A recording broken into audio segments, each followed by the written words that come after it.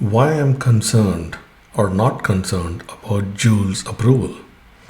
Hey everyone, and welcome back to the channel. So, a pretty big piece of news just dropped that I really wanted to talk about. The FDA has officially authorized Juul's tobacco and menthol-flavored e-cigarettes for sale in the US. Now, this isn't a full approval like a drug gets, but it means they have gone through a rigorous scientific review process. And frankly, this decision brings up a lot of questions and for many, a lot of concerns. Let's start with why so many people, including myself, might be feeling concerned. And the biggest elephant in the room here is youth vaping. Remember the vaping epidemic that really took off a few years ago? Juul was often at the center of that. Its sleek design, the high nicotine content, and yes, those appealing flavors they used to have, they made it incredibly popular with teenagers. Even though Juul stopped selling fruity and candy flavors, the worry is that simply having these products available again, especially the menthol, could lead to a resurgence. Nicotine is highly addictive, especially for developing brains. We don't want to see a new generation get hooked, potentially leading them to traditional cigarettes down the line. That's a huge public health concern right there. My second concern is around the whole less harmful arguments, quote unquote less harmful. Look, the FDA's reasoning is that Juul's products are less harmful than traditional cigarettes for adult smokers who completely switch.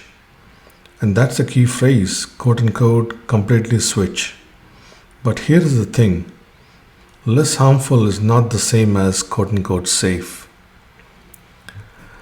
E-cigarette aerosol isn't just harmless water vapor, it contains nicotine, flavorings, and other chemicals that, when inhaled, can have effects on your lungs and heart. We're still learning about the long term impacts of vaping. So while it might be a step down from combustible cigarettes, it's certainly not without its own set of health unknowns. And for people who have never smoked, picking up a vape is not a good health choice.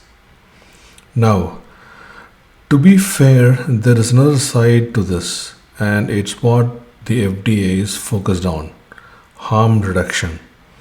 For adult smokers who just can't or won't quit nicotine, switching completely to a product like Juul could significantly reduce their exposure to the thousands of toxic chemicals in cigarette smoke. The idea is that if an adult smoker can get their nicotine fix without combustion, it's a net positive for public health in that specific context.